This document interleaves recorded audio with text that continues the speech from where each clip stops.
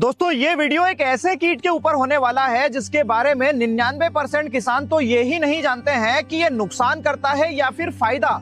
मतलब ये शत्रु कीट है या फिर मित्र कीट है और इसे हमें मारना चाहिए या फिर नहीं। दोस्तों हम बात कर रहे हैं दीमक के बारे में और इस वीडियो में हम इस कीट के बारे में डिटेल में चर्चा करेंगे कि ये कैसा भोजन खाता है, ये क्या गतिविधियां करता है, फसलों को हानि पहुंचाता है या फिर लाभ पहुंचाता है, और अगर नुकसान करता है तो इसे कैसे कंट्रोल करें। वेलकम टू सीखो ऑफिशियल शो कृषि मंथन, और इस एपिसोड में हम जानेंगे फसल को दीमक से कैसे बचाएं। चलिए शुरू करते हैं। दोस्तों सबसे पहले तो ये जान लेते हैं कि दीमक फसलों के लिए हानिकारक है या फिर लाभदायक। तो इसका मुख्य भोजन है सेल्यूलोज, जो कि इसे लकड़ी, कागज, गत्ते, कपास, पेड़ पौधों की पत्तियां या फिर कूड़े कचरे से मिलता है। और ये सेल्यूलोज हमारा शरीर भी नहीं तोड़ पाता है, उसे दीमक का शरीर आसानी से तोड़ देता है क्योंकि इसके अंदर एक विशेष बैक्टीरिया होता है और इस सेल्यूलोज को ये यूजफुल न्यूट्रिएंट्स में कन्वर्ट करके मिट्टी को देता है। इसके साथ ही दीमक अगर फील्ड पर घूमता है तो ये कई छेद करता है मिट्टी में, जिसके कारण पौधों की जड़ों तक एरेशन बना रहता है और उत्पादन में वृद्धि देखने को मिलती है। मतलब निश्चित रूप से ये कीट फसलों को फायदा ही पहुंचाता है, लेकिन कुछ परिस्थितियां ऐसी होती है जब ये कीट नुकसानदायक हो जाता है।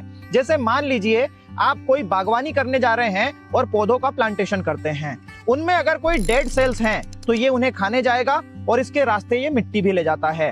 अब नमी वाली अगर सिचुएशंस है, सर्दियों वाला सीजन है, ओस वाली सिचुएशंस है, तो ये मिट्टी में नमी बनती है जिसके कारण पौधों में फंगस लगती है और पौधे खत्म हो जाते हैं। तो ऐसी परिस्थितियों में दीमक को कंट्रोल करना पड़ता है।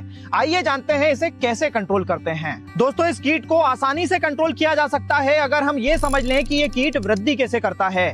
इसका रिप्रोडक्शन सिस्टम बहुत ही इंटरेस्टिंग है। दोस्तों ये एक सोसाइटी बनाकर रहने वाला कीट है जिसमें मुख्य रूप से नर, मादा, सैनिक और वर्कर 4 कैटेगरीज होती हैं। इसमें मादा को रानी कहा जाता है जिसका आकार दीमक के आकार से कई गुना ज्यादा बड़ा होता है और इसकी उम्र 30 साल तक हो सकती है और ये हर सेकेंड 1 अंडा देने की क्षमता रखती है और इसका काम केवल अंडे देना होता है। वर्कर्स इसे 24 घंटे खाना इसके मुंह में लाकर देते हैं और सैनिक इसकी सुरक्षा करते हैं। अब ये तो स्पष्ट हो ही गया है दोस्तों कि अगर हमें दीमक को कंट्रोल करना है तो रानी को मारना होगा।